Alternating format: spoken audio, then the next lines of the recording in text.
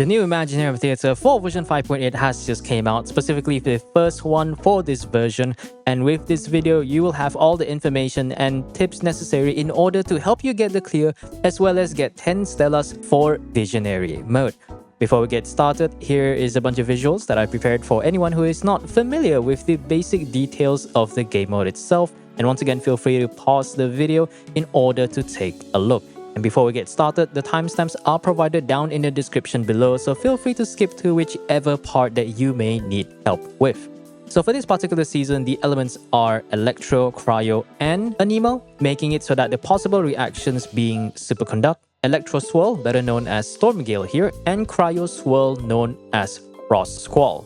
The opening cast, the characters that you have to pick between the ones you own and the ones that are provided through the trial option, are Yae Miko, Kuki Shinobu, Ganyu, Layla, Yume Mizuki, and lastly Sucrose. And then the special casts, which are characters that ignore the elemental restriction but can only be brought if you own them in your own account, are Neuvillette, Nahida, Xingqiu, and lastly Jiaming.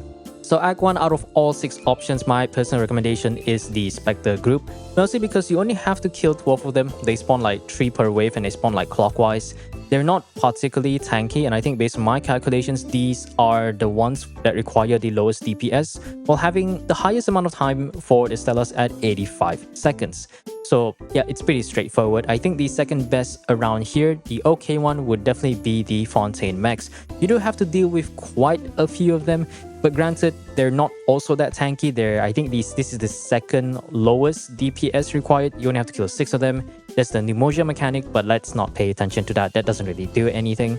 And now, surprisingly, the 2 robots, I usually don't recommend these 2, but for this particular case, these 2 are the ones that I would actually recommend over the other 2 that you see up top here, mostly because both robots, the DPS check is roughly about 14 to 15,000, but the time required to get the Stellas is about 80 to 85 seconds.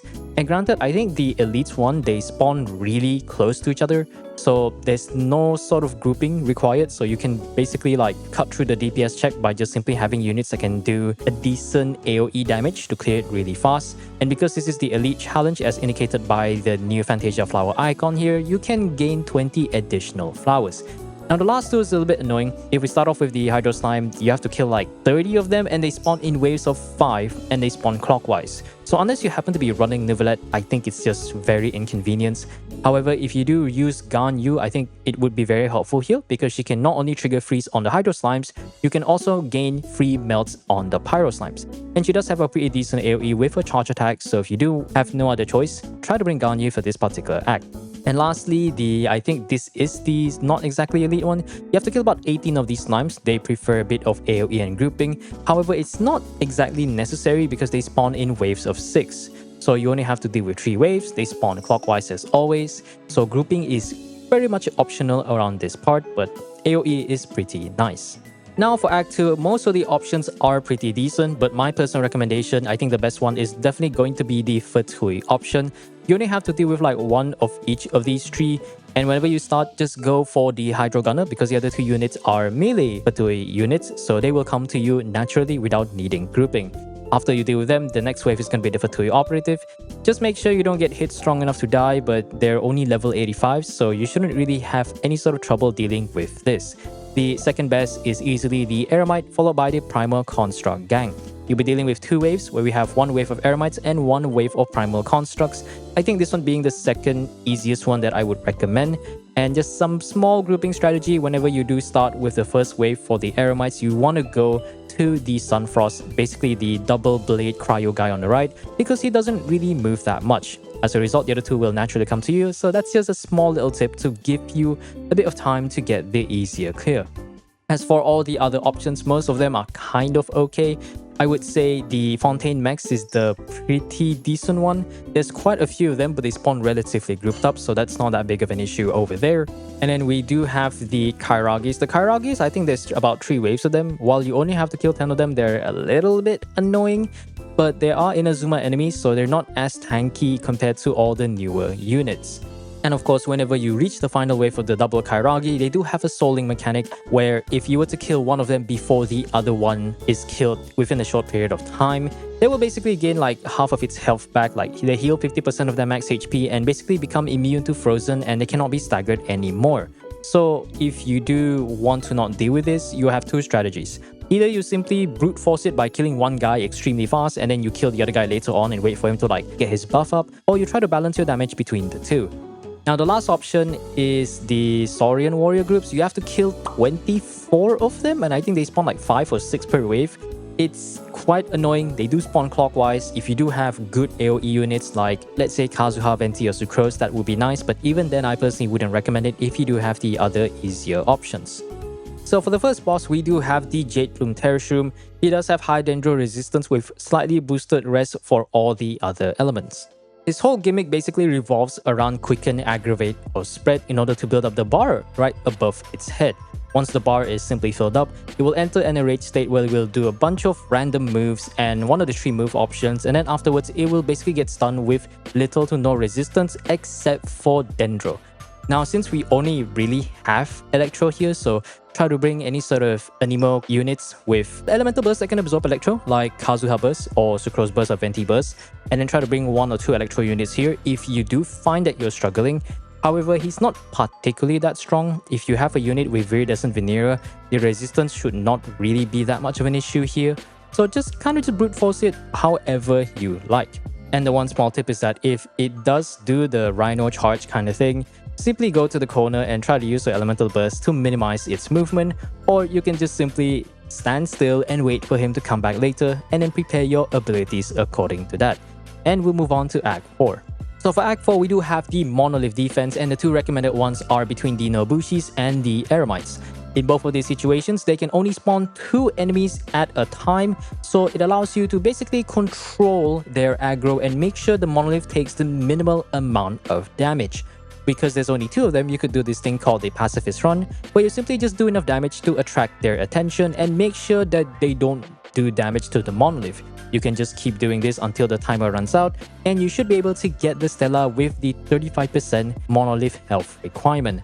Now, for all the other options that you see right now, they're not exactly the easiest. The robots are quite annoying because they're very difficult to group. While they do spawn about 2 at a time, they both have range attacks and tend to move quite a lot. So a heart not recommended for that one. And for the other 2 options, the Eremite group as well as the treasure hoarders here, they prefer quite a bit of grouping because unless you have some good AoE like Neuvillette, or you have characters like Kazuha, Sucrose, Venti to try to pull them all up together, they're going to be doing quite a decent amount of damage to the Monolith unless you have really cracked DPS characters. And for the elite options, you're going against a mix of the Saurian warriors as well as the Saurians themselves. They spawn in groups of 5 and the Saurian itself will spawn I think every 3 waves. Once again, even more annoying than the other 2 because they're not only the latest Natlan enemies, which means they're quite tanky. Without any proper grouping, it's going to be a little bit challenging here, but if you feel like you're up for the challenge, go ahead. Now for Act 5, we do have quite a few options, but my personal recommended is between the 3 that you see right here. Both Electro and Geo Rift Hounds are quite straightforward. For both of these particular cases, you have about 2 minutes to get 8 kills in order to get the clear, 14 kills in order to get the Stella. And based on my calculations, this is one of the lowest DPS check among all the other options you have. Although personally between the 2, I would recommend picking the Electro Rift Hounds because there's a bar above their head where if you build them up by, applying Electro and doing Electro hits on the Rift Hounds, they will be more aggressive, their attacks will be more frequent, however they will lose a lot of Electro resistance, thus making them take more damage from Electro. In terms of position, they spawn the first 6 Rift Hounds at the front and then the next 6 baby Rift Hounds at the back. After you take care of all of them, the last 2 needed for the Stella will be 2 adult Rift Hounds. Now the particular strategy for the adult Rift Hounds is simply try to make yourself near the corner so that whenever they face you, whenever you do apply enough Electro to make them grow aggressive, at the very least they will charge towards the wall, which makes it easier for you to group them and take them both down together. As for the robots are also quite okay. I think they spawn anti-clockwise rather than the standard one. So if you don't mind moving for a little bit, this option should be quite decent. Now, I guess for the next one I would recommend is definitely the Mimics one. The annoying thing is that you do have to kill about 20 of these Mimics and 24 in order to get the Stellas. However, because they are of the Hydro Infusion, you could take advantage of things like Electro Charge, Freeze, and of course, bring some Anemo units that can do some nice swirl damage. If your team does have enough damage, that shouldn't be a problem. Or maybe you could bring Gaming and just get that massive Vape Plunge damage. They spawn about anti-clockwise, and they spawn a new unit on every kill. Now for the last two options, the elite and the non-elite options, the Fontaine Mechs and the Fungis are very annoying. The easier of the two is definitely the Fontaine Mechs, but I think if I look at the stats, you have to kill 22 of them to clear and 30 in order to get the Stella. It does have relatively high DPS requirements, so I hardly recommend this.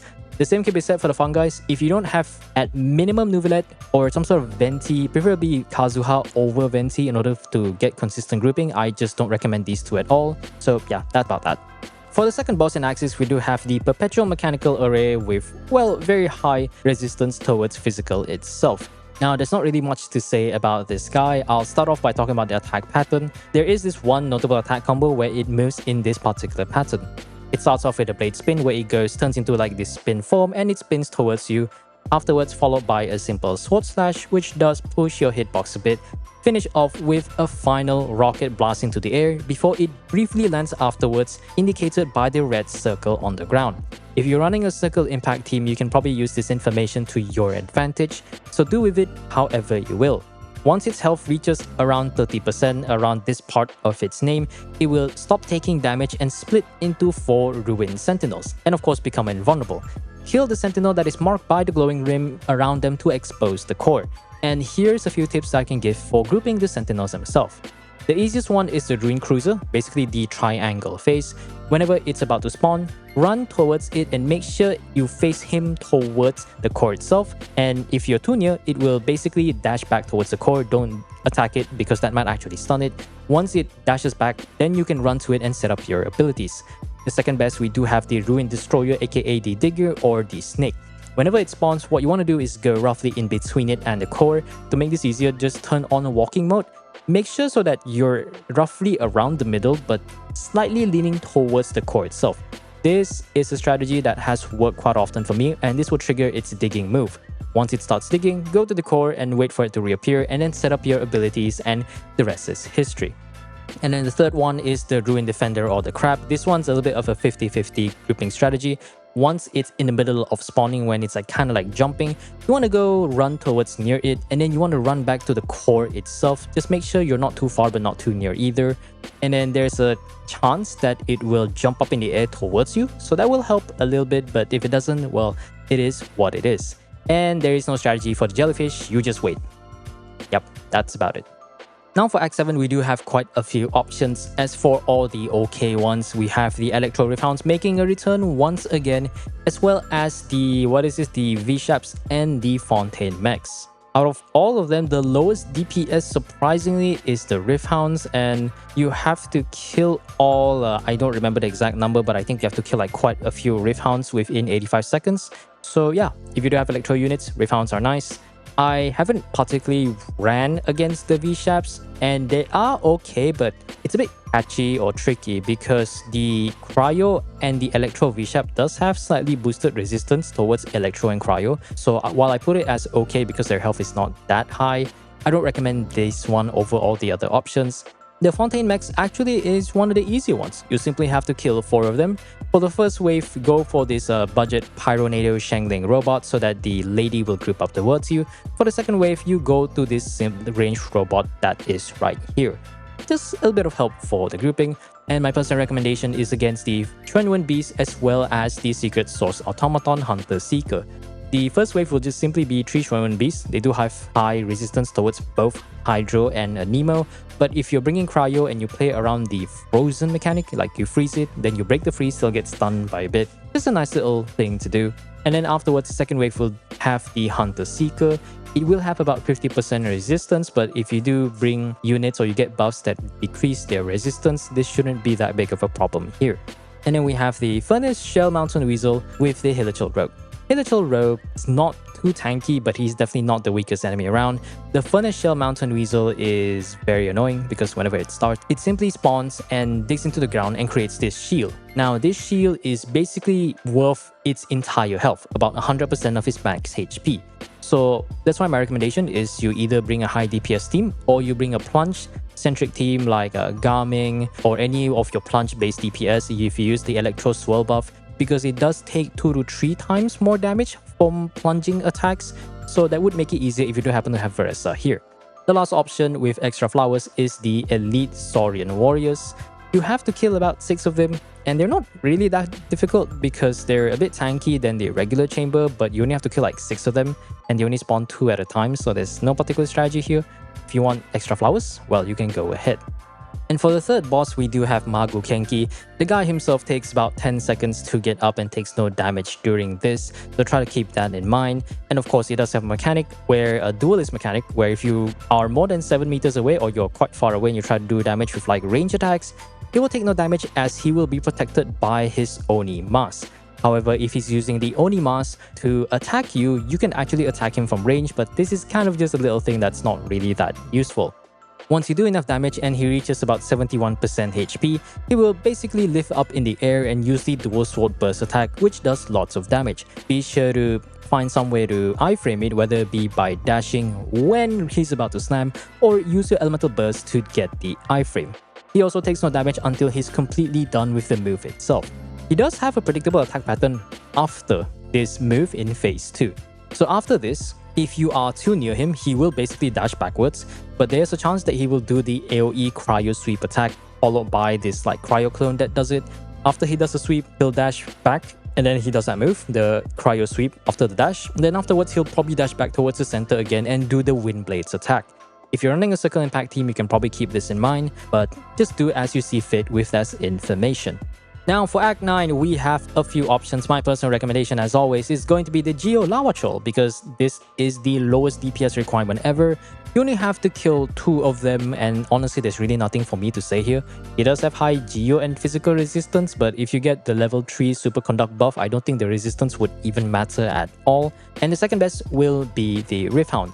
You also have to kill only 2 adult Rifthounds, being supposedly the lowest DPS check here. And because we do have Electro in this theater, you will be doing more damage once you make it enter the enhanced state through Electro attacks. Corrosion, don't worry about Corrosion, it's not going to be a problem. You'll probably have like 30 to 40k HP on your Skara, so don't think about it. Now for the other options, I think Kairagi might be the third best. You do have to deal with 3 of them, and they are not particularly tanky. However, after you kill the first 2 Kairagis, the third Kairagi spawning at the back will enter the enhanced state, making it immune to Frozen and Stagger. So try to keep that in mind in case you're running a freeze team and or whatnot, and you're thinking that why can't I freeze this guy or stagger him or whatnot. And then I guess the other options, I think between the Saurians are quite simple. However, you do have to kill about 5 adult Saurians, not the baby ones, ignore the baby ones. There is quite a few of them, but in terms of my calculation, they don't require that much DPS in terms of the Stellar, so that's something you can definitely consider. Now for the last 2, we do have the Hilichurl Rogues, a Nemo, Hydra, and a Nemo, I believe. You have to kill about 3 of them.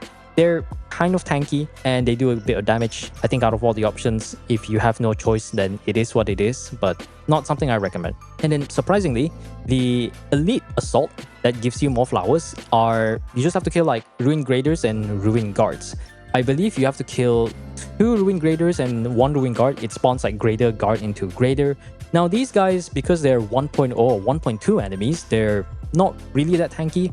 While the DPS check is definitely higher than the rest of the other chambers, it's not significantly higher and they're quite straightforward. So surprisingly, if you have enough DPS, you can definitely go for this option. And on for the last chamber, for Act 10, we do have the Solitary Swanee, and the whole gimmick is centered around applying Cryo to trigger freeze and then breaking said freeze. So to explain his cryo mechanic, it's basically like a break freeze kind of thing. You want to freeze it whenever it's imbued with Hydro by applying cryo, and then you break it with either things like blunt attacks like Claymore or plunging attacks, or any sort of cryo reactions aside from freeze, which in this case I would say it's Superconduct. Now his attack pattern is rather fixed, so I'll just put on the video right now.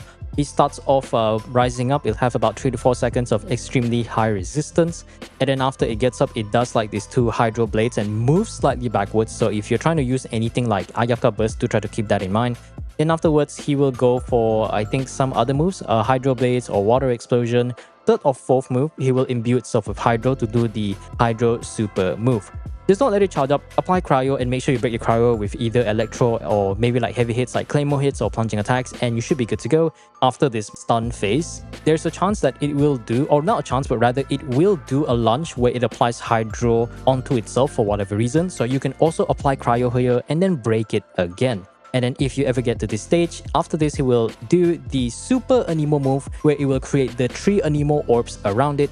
What you want to do is simply break it with either Electro Cryo or, the PHEC elements to trigger Swirl, break all the orbs, and he'll get stunned for another 10 seconds. But other than that, the rest is pretty straightforward, and congratulations on getting your clear and hopefully your 10 Stellas. Now we'll move on to the next section, which is the Brilliant Blessing section. Now, for all the blessings I'm about to show, I'm not going to explain too deeply about it. Feel free to pause the video in order to read it up. And of course, it will also be in the Google Docs guide. The link will be down in the description below. And to be honest, all the buffs are probably some of the worst buffs I've ever seen, aside from Catalyze itself. So let me just give my own recommendations. Now, for Superconduct, I think it's probably the most reliable out of all 3 reactions, mostly because both Origin and as well as Evolution, the level 1 and level 3 does provide a certain amount of rest shred for Cryo, Electro as well as Physical, as long as you apply a decent amount of Superconduct. So level 4 is mostly optional unless you happen to play like a physical DPS character like Eula, where you might look into something like this one here that gives you damage bonus, or this one that maximizes your physical damage instance, which these two, I just don't take it. It barely does any damage, it doesn't trigger very fast. So my recommendation is you just take Origin, low resistance linkage, and Evolution, and then you can just stop and call it a day over there.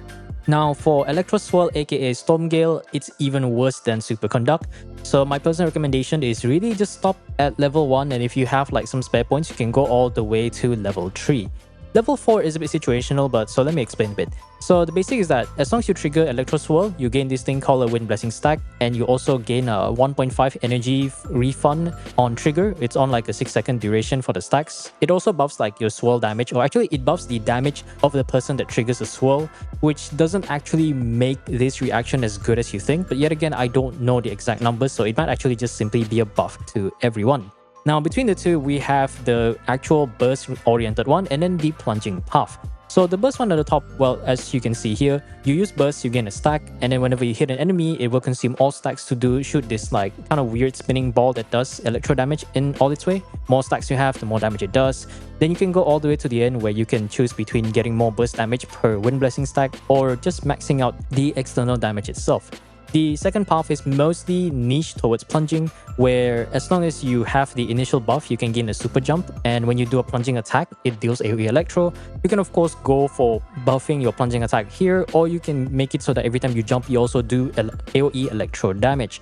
Now, to be honest, I usually just settle from level 1 because, to be frank, the main reason why this Electro Swirl, or at least this like swirl reactions, are not that great for the blessings is because I didn't write it here, but essentially all Wind Blessings share the same maximum stack count at 3, which means if you run a team with both Electro, Cryo as well as Anemo, and you trigger other swirls like both Electro and Cryo swirls, you don't actually build separate stacks, but rather you actually share the queue.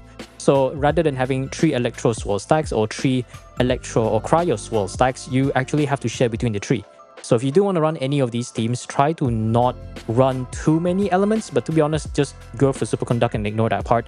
Now, actual recommendation, just stop at level 1. If you need the extra damage, you can go for basic Razor Flash and try to amplify it at the end, but just not worth it. And lastly, Frostsquall is the new Brilliant Blessing because the last time we had Cryo Swirl was all the way back in the release of Imaginarium Theater in version 4.7. And safe to say, this is actually a slightly better one, but also not really that great.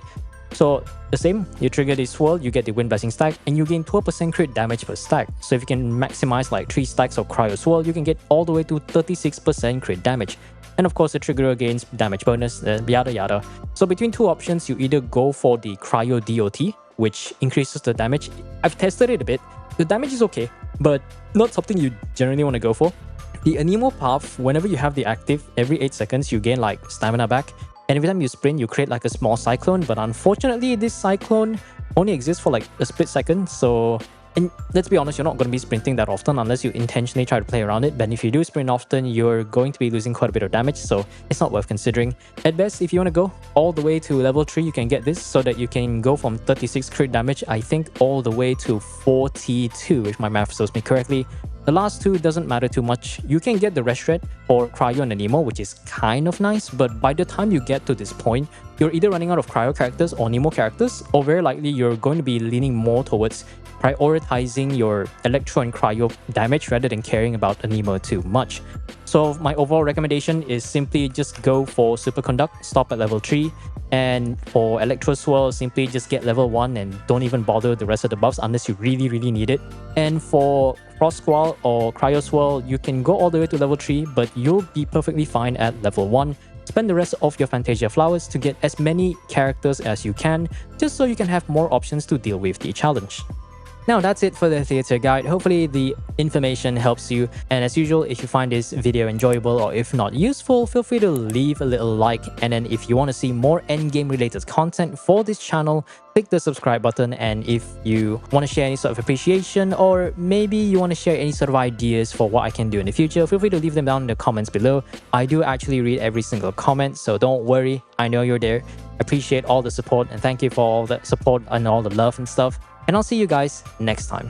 This is Ethereal signing off, wishing you the best of luck in your future clears, and hopefully you get that 10 Stellas for what you need. Peace out.